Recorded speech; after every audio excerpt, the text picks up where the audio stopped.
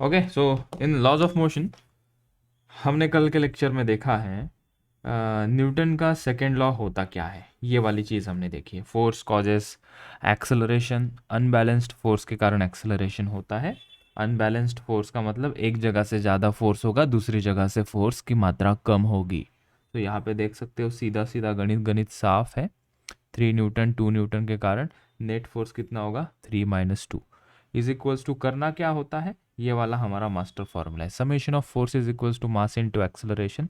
जैसा first law में summation of force is equals to 0 था, क्योंकि बॉडी का मूवमेंट ही नहीं हो रहा था, बॉडी रेस्ट में थी।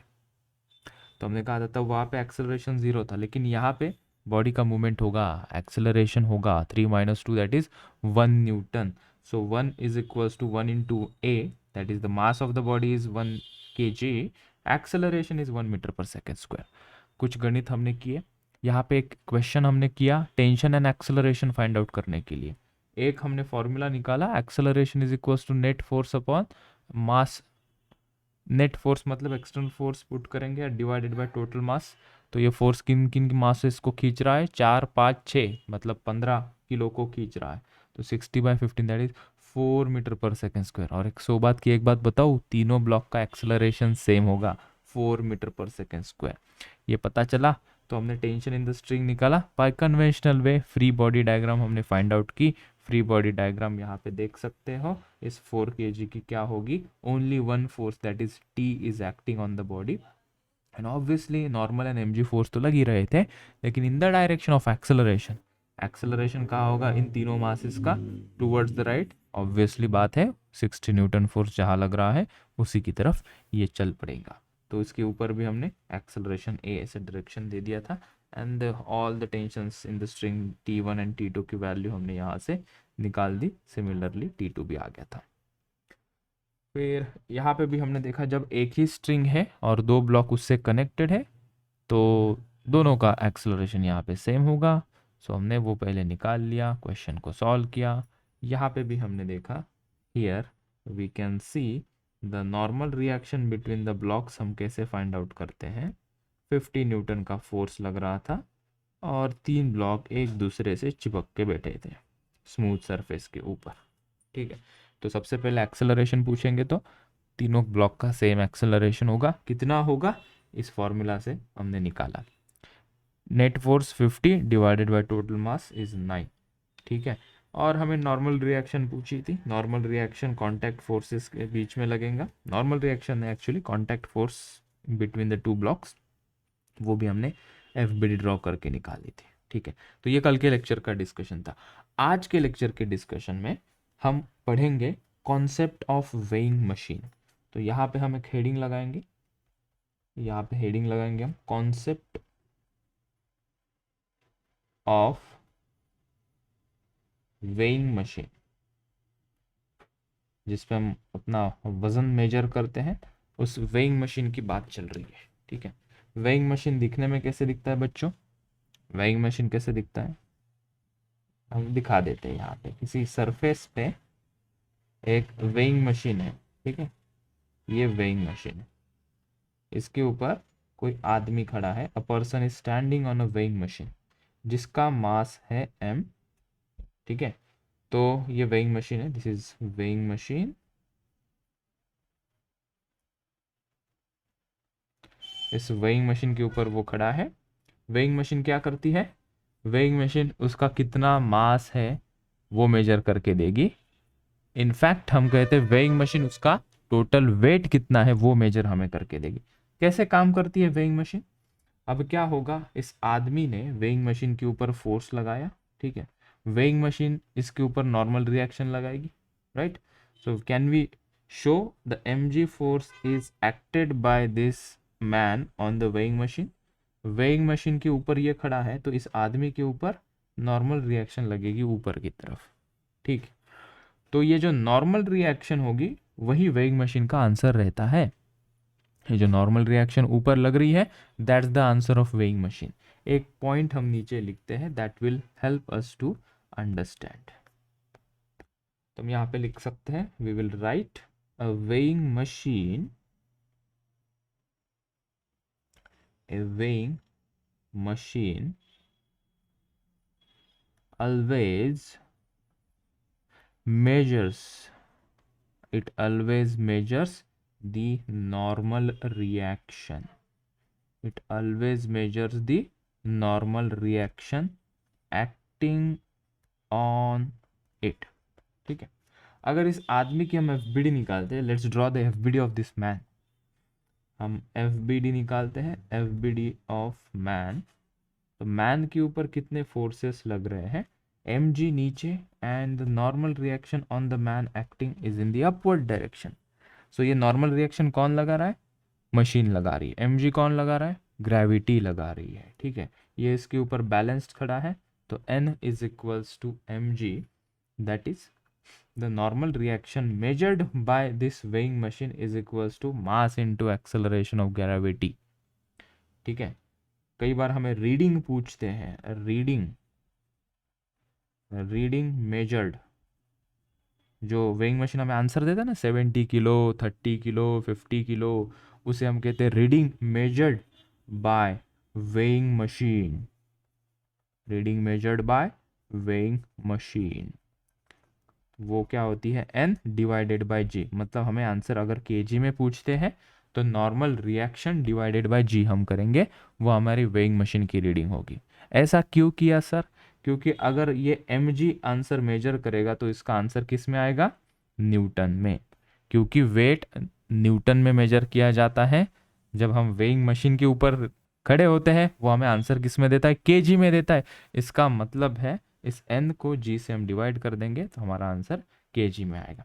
ये तो इसके कॉन्सेप्ट रही, अभी और अच्छे से समझ में आएगा ना जब हम इसके क्वेश्चंस करेंगे. ठीक है, एक क्वेश्चन करते हैं हम, एक नहीं अनेक क्वेश्चन करेंगे, उसमें से ये पहला क्वेश्चन. एग्जाम्पल इस प्रकार है, अ मैन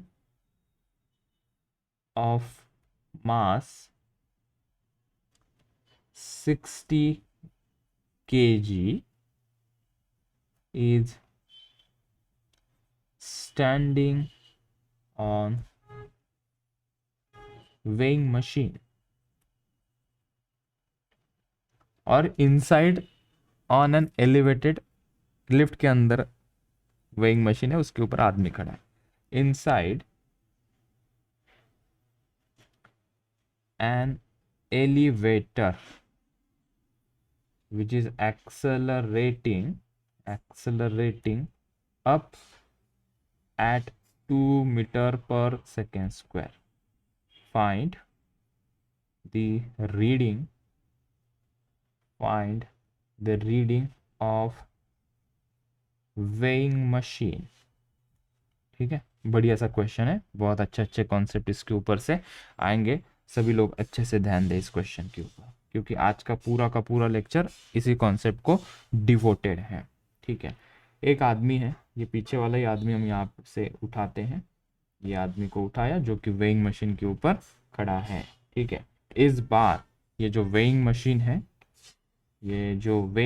है और ये आदमी है, ये दोनों के दोनों किसी लिफ्ट के अंदर है. कहाँ पे, ये लिफ्ट के अंदर है. ठीक है, लेट्स शो द लिफ्ट.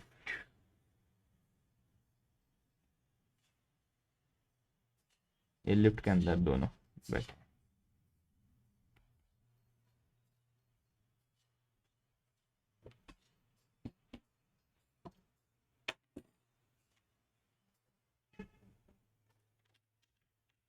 आदमी का मास कितना है, 60 kg. अच्छा, तो वेइंग मशीन ने कितनी रीडिंग दिखानी चाहिए, 60 kg.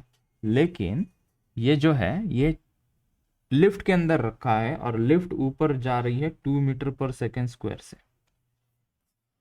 तो अभी रीडिंग कितनी देगी, ये वेइंग मशीन में कितना रीडिंग मिलेगा, 60 kg होगा, 60 kg से कम होगा या 60 kg से ज़्यादा होगा, इसका जवाब हमें ढूंढना है. ठीक है, सभी लोगों ने कभी ना कभी ये एक्सपीरियंस किया होगा, जब हम लिफ्ट के अंदर बैठते हैं, जब लिफ्ट ऊपर जाती है, सभी लोग आंख बंद करके विजुलाइज करें कि तुम लिफ्ट के अंदर हो. जब कभी भी लिफ्ट में बैठे होंगे वो सिचुएशन को रिकॉल करने की कोशिश करो. एक बार लिफ्ट ऊपर जा रही है, कैसा फील हुआ, और जब लिफ्ट ऊपर से नीचे आती थी कैसा फील हुआ, एक बार विजुलाइज करके देखो और मेरे क्वेश्चन का आंसर देना. फिर जब हम ऊपर जाते हैं तो हल्का महसूस होता है या थोड़ा हेवी महसूस होता है, फीलिंग कैसी होती है, यू फील हेवी, राइट। और जब लिफ्ट नीचे आती है कैसा महसूस होता है? थोड़ा सा हल्का सा महसूस होता है ना, ठीक है। तो वो हेवी और हल्का क्यों महसूस होता है जब हम लिफ्ट के अंदर बैठते हैं, यहाँ हम मैथमेटिकली वो बताएंगे, ठीक है। हमें कुछ भी नहीं करना है, हमें इसकी बस एफ बी डी निकालनी है। हम इस आदमी की एफ बी डी निकालते हैं, ठीक है। तो let's draw the F B D of this man, ठीक है। सॉल्यूशन, हम एफ बी डी निकालने जा रहे हैं, F B D of man, F B D of man. आदमी के ऊपर कितने फोर्सेस लग रहे हैं? तो हमने देखा एम जी नीचे लग रहा है, नॉर्मल रिएक्शन वेइंग मशीन लगा रही है ऊपर की तरफ, बस दैट्स ऑल। और लिफ्ट ऊपर जा रही है तो हम साइड में कैसा एरो कर देते हैं, ताकि हम जब इक्वेशन लिखें तो मुझे n माइनस एम जी लिखना है या एम जी माइनस एन लिखना है, ये समझ में आए। लिफ्ट जा रही थी ऊपर तो ऊपर की दिशा में एरो हमने लगा दिया, ठीक है। अभी यहाँ से मुझे इक्वेशन ड्रॉ करना है। न्यूटन का सेकेंड लॉ क्या कहता है? समेशन ऑफ फोर्सेस फ्रॉम, ये कलर नहीं सर, आप ये ओरिजिनल कलर लीजिए। आप कहाँ से आ गए? Yes, from second law summation of force is equals to mass into acceleration, right. ये बार बार नहीं लिखेंगे हम, लेकिन थोड़ा सा कॉन्सेप्ट फिर से रिफ्रेश हो जाए इसलिए मैं याद दिला रहा हूँ। तो क्या लिखे हम, एन माइनस एम जी या एम जी माइनस एन लिखे इस समेशन ऑफ फोर्सेस को? इस डायग्राम को देखते हैं, एम जी माइनस एन कह रहे हैं कोई लोग, और कोई है जो एन माइनस एम जी कह रहा है? एम जी माइनस एन के साथ जाना चाहते, कोई है जो एन माइनस एम जी कहता है? कोई है जो n माइनस एम जी कहना चाहेगा? या so I will say n minus M G is equals to m। अभी सोचो क्यों, this is the correct way to write, why M ji minus N नहीं n माइनस एम जी, क्यों? Lift कहाँ जा रही है? लिफ्ट जा रही है ऊपर। ये एरो क्यों लिखा हमने? जिस डायरेक्शन में एक्सेलरेशन है वो कंपोनेंट पहले लिखेंगे, इसलिए हमने n को पहले लिखा। अच्छा चलो बताओ, अगर लिफ्ट नीचे आती तो क्या लिखते? तब लिखते m ji minus N is equals to M A, ठीक है। इसके ऊपर ही पूरा खेल है बेटा, ऊपर की दिशा में एरो, ये वाला कंपोनेंट पहले, ठीक। चल अभी हमें n का आंसर निकालना है। वेइंग मशीन की रीडिंग मतलब क्या है, n का आंसर निकालना है और डिवाइडेड बाय g कर देंगे। तो n इज इक्वल्स टू यहाँ होगा m a plus m g. Now hold on, इसको बॉक्स करो एक बार। हमने इसको बॉक्स किया, ठीक है। नॉर्मल रिएक्शन जब लिफ्ट ऊपर जा रही तो बढ़ रही है, जब आदमी रेस्ट पे था तो हमें क्या आंसर मिला था पिछले केस में? n बराबर m g, n is equals to m g. जब लिफ्ट ऊपर जा रही है तो नॉर्मल रिएक्शन बढ़ गई या घट गई? Normal reaction acting on man बढ़ गई या घट गई? एवरीवन प्लीज से। इट इंक्रीज्ड, इसलिए हमें हेवी फील होता है, ठीक है। अभी मुझे बताओ, आदमी का मास जो है एक्चुअल में है 60 केजी, लेकिन फील कितना होगा? 60 केजी से ज्यादा या 60 केजी से कम? हेलो एवरीवन, ज्यादा ही फील होगा, राइट। तो हम यहाँ पे n का आंसर निकाल लेते हैं यहाँ पे। So let's say this was the part 1 and the second part we will write here. So n is equals to mass कितना है 60, एक्सेलरेशन कितना हो रहा है 2, प्लस मास कितना है 60, g की वैल्यू कितनी है 10। तो n इज इक्वल्स टू कितनी वैल्यू आ जाएगी, m कॉमन ले लेते हैं 60, अंदर हो जाएगा 2 plus 10। So normal reaction 60 into 12, ये कितना हो जाएगा 720, ठीक है, 720 newton, right. Now will write the third part here. हमें रीडिंग पूछी है ना, रीडिंग कितनी आएगी? Reading is equals to n divided by g, 720 divided by 10 that is 72 kg। तो उसको उसका वेट कितना फील हुआ? 72 kg। 60 kg का वो एक्चुअल में है, लिफ्ट ऊपर जा रही है, he will feel its own wait 72 kg। सभी लोग इसे लिख लें, ठीक। इस बार हमने क्या किया, जो ऊपर जा रही थी लिफ्ट, इसको हमने भेज दिया कि भैया अभी लिफ्ट ऊपर से नीचे आ गई, ठीक है। इसका काम हो गया है, ऑफिस पे गया था, अपना काम करके आया, 2 मीटर पर सेकेंड स्क्वायर से लिफ्ट नीचे आ रही है। m की वैल्यू यहाँ पे ले लो, वही again 60 kg, and find the reading of weighing machine, find reading of weighing machine, या इसी को कई बार ऐसे लैंग्वेज में ना पूछते हुए वो पूछेंगे find apparent weight of a person. Find apparent weight of a person मतलब जो वेट उसका है नहीं लेकिन उसको फील हो रहा है, उसको क्या कहेंगे? अपीरेंट वेट, भास होतोय त्याला। देखो आंसर चेक करते हैं अभी। तो क्वेश्चन में पूछा है वही reading of weighing machine, question दिखा, आदमी दिखा, लिफ्ट दिखी, लिफ्ट का डायरेक्शन नीचे जा रहा है, एफबीडी हम ड्रॉ करेंगे। किसकी एफबीडी ड्रॉ करेंगे? FBD of man. ठीक है, मैन के ऊपर कितने फोर्स लग रहे हैं? mg नीचे, नॉर्मल रिएक्शन ऊपर, और लिफ्ट कहाँ जा रही है उसका डायरेक्शन दिखाना जरूरी है, नीचे की तरफ जा रही है। ठीक है, अभी बच्चे गलती नहीं करेंगे, मुझे 100% विश्वास है। इक्वेशन बताओ।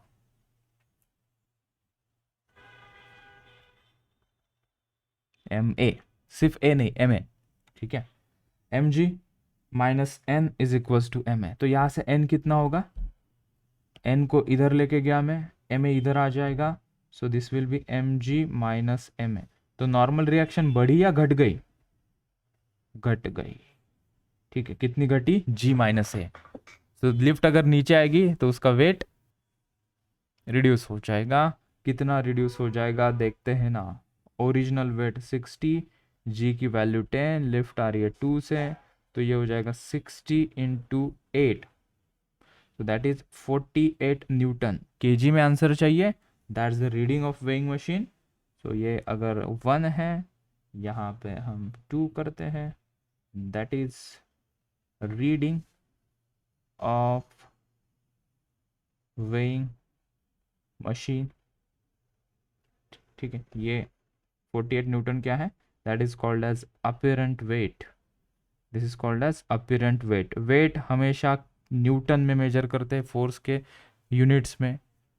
मास हमेशा हम किलोग्राम में मेजर करते हैं। तो मास अगर चाहिए तो नॉर्मल रिएक्शन जो है उसको जी से डिवाइड कर दो।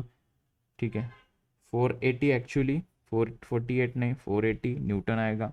तो 480 divided by this is 480 right, 60 into 8 is 480 not 48। So 480 divided by G की वैल्यू 10। सो यहाँ पे आंसर कितना आ रहा है हमारा? 48 kg। This is our answer. तो जब लिफ्ट नीचे आ रही है तो इसका वजन घट रहा है।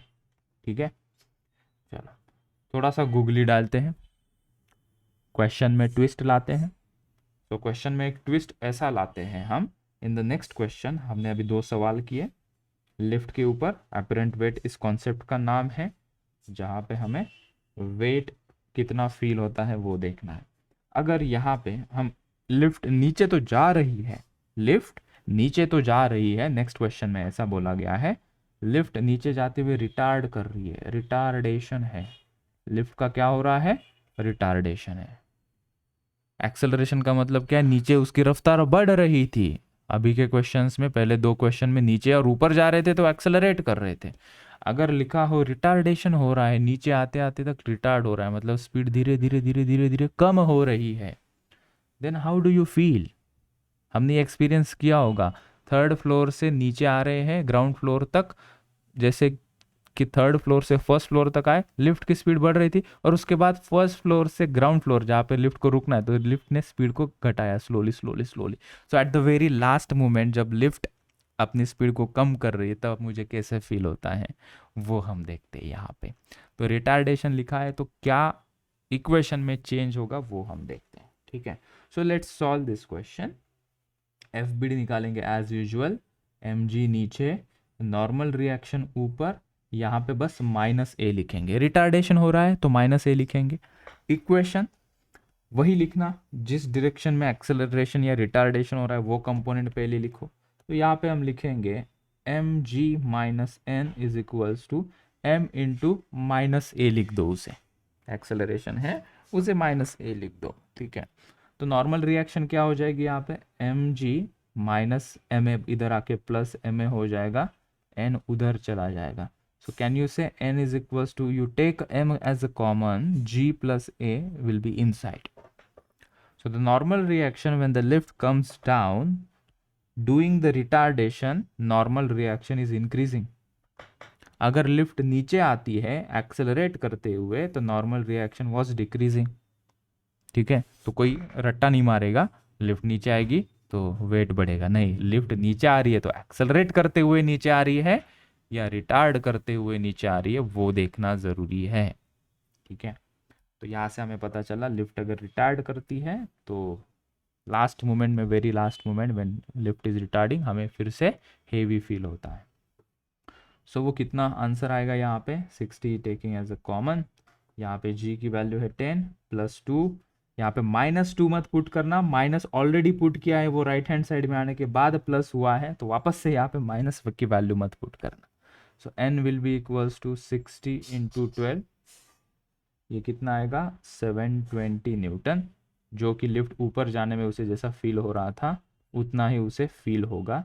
तो इसका रीडिंग क्या होगी वेइंग मशीन की, 72 kg. आई बात समझ में? ठीक है, तो इसलिए हम एफ बी डी कितना कर रहे थे स्टार्टिंग में, क्योंकि एफ बी डी के ऊपर का ही पूरा लॉज ऑफ मोशन का खेल है. ठीक है, चलो ओके, और थोड़ा सा ट्विस्ट लाते हैं, थोड़ा और मसाला डालते हैं, स्पाइसी करते हैं क्वेश्चन को और. ठीक है, यहाँ से स्टार्ट किया था हमने, कॉन्सेप्ट पढ़ी 1 2 3. Let's do one more question. 4 question यहाँ पे हो जाएंगे.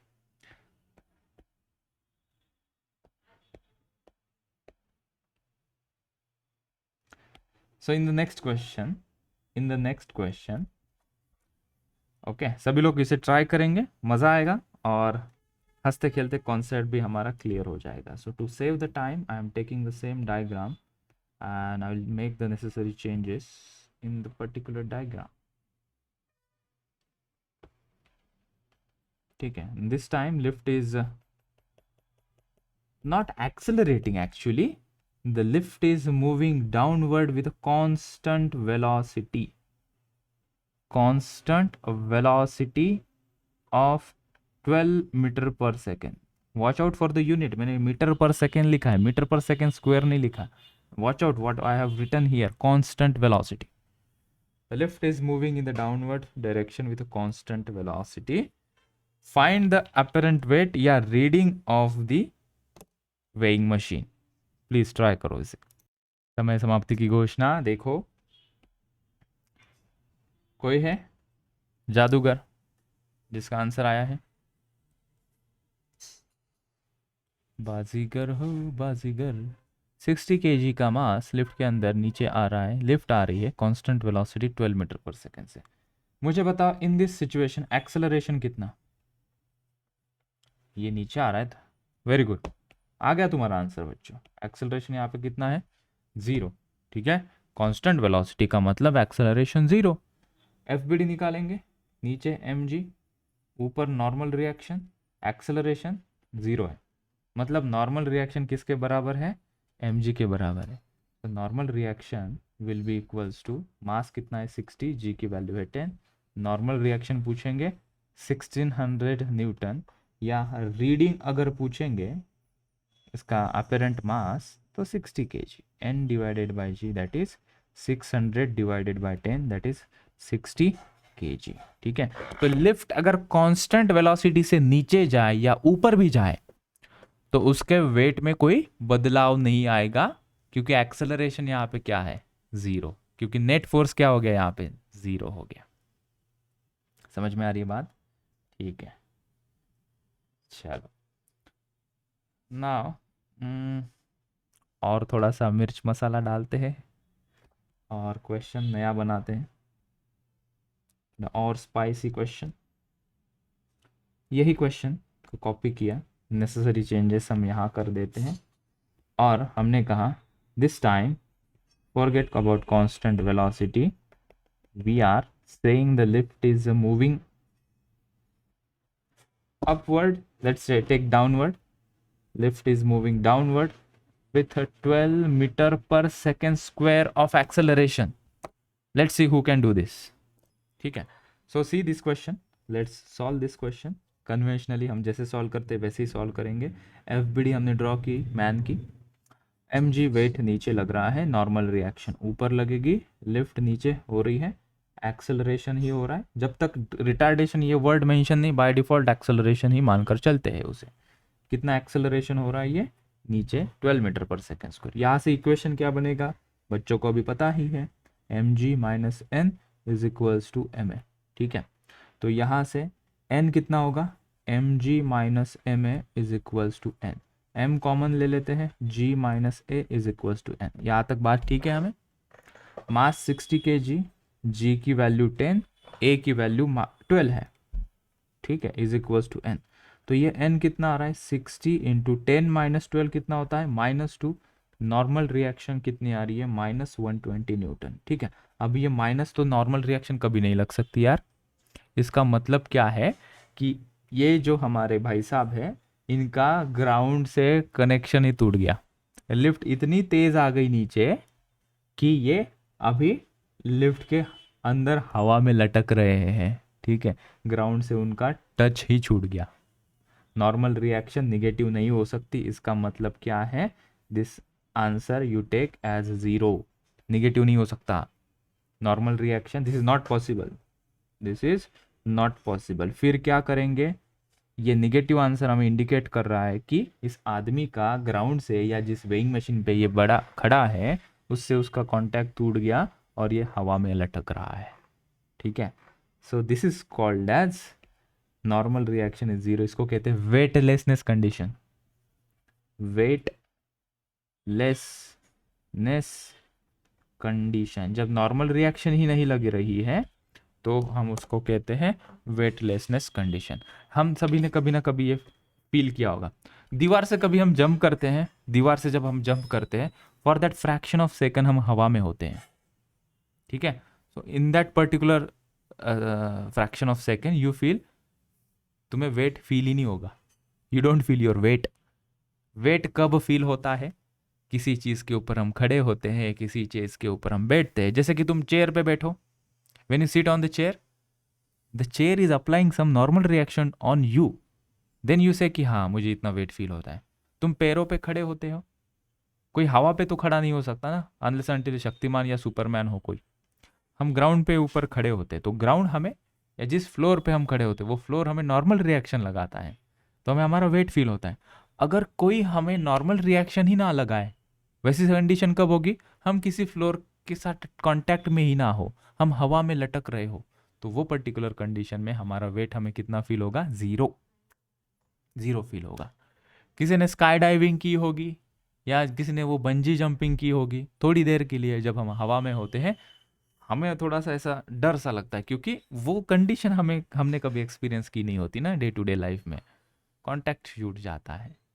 That is called as weightlessness condition. ठीक है, सो आंसर कभी निगेटिव आए तो निगेटिव पॉसिबल नहीं, मतलब नॉर्मल रिएक्शन 0, कांटेक्ट छूट गया होगा। ये कब होगा, 12 मीटर पर सेकेंड स्क्वायर हमारे g की वैल्यू से बड़ा है, मतलब g की वैल्यू से बड़ी वैल्यू से तुम नीचे या ऊपर जाओगे ना, ऊपर नहीं नीचे ही जाओगे, तो यू विल फील वेटलेस। सो जब तक 10 मीटर पर सेकेंड स्क्वायर की रफ्तार से कम रफ्तार से लिफ्ट नीचे आएगी, तब तक तुम्हारा ग्राउंड के साथ वेइंग मशीन के साथ कांटेक्ट होगा, नहीं तो फिर कांटेक्ट नहीं होगा। आई बात समझ में? So this is the question for the homework. Instead will solve this question, और एक क्वेश्चन होमवर्क के लिए दे देता हूं। Let's solve this question. ठीक है, कोशिश करो, प्रोसेस करो ब्रेन के अंदर। Now see in this question हम एफबीडी निकालेंगे, और इस बार we will draw 2 FBDs. See the solution. पहले तो सिचुएशन देखो, वेइंग मशीन के ऊपर आदमी है, आदमी के हाथ में रस्सी है, रस्सी से उसने वो केबिन को पकड़ा हुआ है। ठीक है, तो इसका मास हम मान लेते हैं कैपिटल M, आदमी का मास हम मान लेते हैं स्मॉल m है। ठीक है, अब ये रस्सी इसके हाथ में है, मतलब tension in the string will be T। Okay right, तो हम सबसे पहले निकालते हैं FBD ऑफ मैन।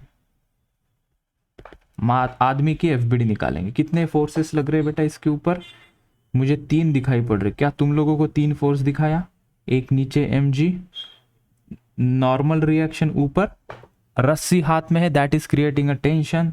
कहाँ पे होता है टेंशन का direction? Away from the body. Away from the body मतलब ऊपर, टेंशन टी इज ऊपर, ठीक है। एक्सेलरेशन हो रहा है कि कोई ऐसा कोई मेंशन है क्वेश्चन में? नहीं। स्टैंडिंग इज खड़ा, एक्सेलरेशन 0। तो यहाँ से इक्वेशन क्या बनेगा? कोई भी एक ले लो, mg ले लो, इज इक्वल्स टू, ही तो करना है तो t plus N is equals to mg लिखो या mg is equals to t plus N लिखो, कोई फर्क नहीं पड़ेगा, ठीक है। m कितना है? आदमी का मास कितना है? 80, सो ये हो जाएगा 80 इंटू 10 800 t प्लस एन, ठीक है। एक इक्वेशन ये बन गया, हमें और एक इक्वेशन चाहिए, ठीक है। We got one equation. तो हम क्या करेंगे अभी? हम इस केबिन की भी एफ बी निकालेंगे। तो this was part 1, let's draw a part 2 here, that is F B D of cabin, ठीक है। केबिन इतनी बड़ी है तो इसकी एफ बी डी जब निकालेंगे उसको छोटा पॉइंट बना देंगे, ठीक है। इसके ऊपर क्या क्या फोर्सेस लग रहे हैं? उसका खुद का वेट एम जी नीचे, कैपिटल एम इंटू जी, ठीक है। और यहाँ पे ऊपर की तरफ टेंशन लगेगा T, so tension T is acting in the upward direction. और ये आदमी बैठा है, ठीक है। तो ये वेइंग मशीन, मान लेते वेइंग मशीन मासलेस है, वेइंग मशीन का कोई मास नहीं, इग्नोर करते हैं। तो ये मास जो बॉडी है वो नॉर्मल रिएक्शन ऊपर लगाएगी और ये उसको नॉर्मल रिएक्शन नीचे लगाएगा। आदमी नॉर्मल रिएक्शन लगाएगा केबिन के ऊपर और केबिन आदमी के ऊपर लगाएंगे, ठीक है। तो आदमी के ऊपर लगने वाला एन तो हमने उसके मैन के एफबीडी में दिखा दिया, ठीक है। केबिन के ऊपर लगने वाला नॉर्मल रिएक्शन नीचे वाला है, तो नीचे वाला एरो हम यहाँ पे ये लगा देते हैं इधर की तरफ। इसका भी कोई एक्सेलरेशन नहीं है, तो हम क्या लिख सकते हैं कि t is equals to N plus capital M G, so t is equals to N plus mass कितना है उसका 40, सो दैट विल बिकम 400, ठीक है। सो ये एक इक्वेशन हमें मिला, लेट्स कॉल दैट इक्वेशन 2। इन दोनों को सॉल्व करते हैं, लेट्स सॉल्व देम टुगेदर। मुझे t की वैल्यू बताओ, इन दोनों को सॉल्व करो, मुझे t की वैल्यू बताओ कितनी आ रही है, और नॉर्मल रिएक्शन की भी वैल्यू बताओ कितनी आ रही है। और नॉर्मल रिएक्शन कितने आए? 200 न्यूटन, वेरी गुड, ठीक है। जिनको पता नहीं उनके लिए हम हेल्प कर देते हैं। इन दोनों को हम सॉल्व करेंगे, तो क्या करना, क्या मैं इसको ऐसे लिख दूँ क्या? t minus N is equals to 400, यहाँ पे फिर क्या आ जाएगा, ये 400 यहाँ लिख दो, this is t minus N, दोनों को ऐड कर दो, ये कट हो जाएगा। This is 2t is equals to कितना हो जाएगा ये 1200, so t is equals to 1200 divided by 2, that is 600 newton, ठीक है। Simultaneous equation, pair of linear equation in 2 variable. एक तो सब्स्टिट्यूट कर सकते हो तुम, कोई कहेगा सर मैं ऐसे करता हूँ, इस t की वैल्यू सीधा सीधा यहाँ पे रख देता हूँ, बिल्कुल रख सकते हो। वहाँ से n की वैल्यू आ जाएगी 200, या तुम डायरेक्टली से साइमल्टेनियसली सॉल्व करना चाहोगे इन दोनों को, तभी भी कर सकते हो, ठीक है। So this is all about this question. एक होमवर्क के लिए करते हैं और हम यहाँ से चुमंतर होते हैं। फिर कल एग्जाम है, क्या है कल के सिलेबस एग्जाम का? जो लॉज ऑफ मोशन कल तक मैंने सिखाया, आज के लेक्चर का नहीं पूछूंगा, ठीक है। चलो, तो एक यहाँ पे बंदर मामा, होय होय बंदर मामा, ये झाड़ है, झाड़ के ऊपर एक रस्सी है, उसके ऊपर बंदर मामा लटक के ऊपर जा रहे हैं। ये है बंदर मामा, ये पूछ उसकी, ठीक है। इसका मास गिवन है 80 kg। क्वेश्चन में पूछा है ये ऊपर क्यों जा रहा है, केले या आम निकालने जा रहे हो, ठीक है। If maximum tension that ROP rope can handle is 900 Newton, then find with what maximum acceleration can Bandar Mama monkey be able to climb safely, ठीक है। 900 न्यूटन का टेंशन रस्सी झेल सकती है, तो कितना फास्ट ये बंदर ऊपर जा सकता है, वो एक्सेलरेशन तुम लोगों को फाइंड आउट करना है, ठीक है। थैंक यू सो मच, आज के लेक्चर में इतना ही।